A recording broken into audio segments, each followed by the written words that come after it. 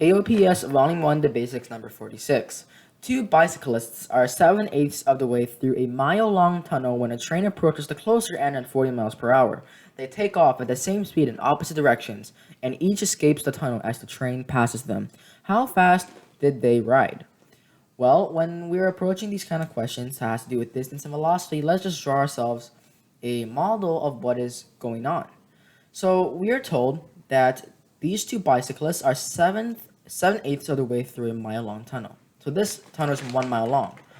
And since it also tells us here that one person escapes for the other, one bicyclist must be here and another must be right here. And relative to their closer ends of the tunnel, it will be 1/8 of a mile, respectively. So this distance will be 1/8 of a mile.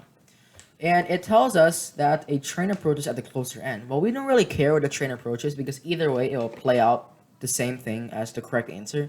But let's say it's approaching bicyclist 2.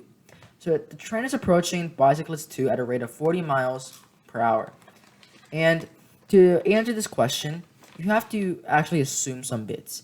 And that is that by the time bicyclist 2 travels another eighth of a mile, which is this distance, the train would have entered the tunnel right here. And this comes from a little bit of trial and error, but yeah, that is what you have to assume and understand. So by the time bicyclist 2 is here, which is 2/8 of a mile away from the closer end or the end where the train is approaching, she would have traversed a fourth of a mile and heading towards the exit at the other end. And by this time, since she traveled an eighth of a mile and the two bicyclists are traveling at the same pace, bicyclist 1 would have already escaped. And now we just have to worry about bicyclist 2. So by this point, bicyclist 2 has traveled a fourth of a mile. She needs to traverse the remaining 3/4 of a mile in the time that it takes the train to traverse the full mile.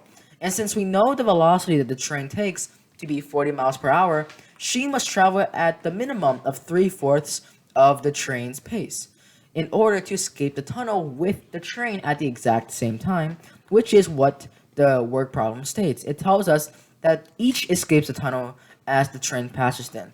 So as the train passes them, they're escaping the tunnel. So they escape at the same time. So yes, it must be 3/4 times 40 miles per hour, the rate of the train, simplified to be 30 miles per hour. So the bicyclist number 2 must have been traveling at 30 miles per hour in order to have escaped the tunnel in time.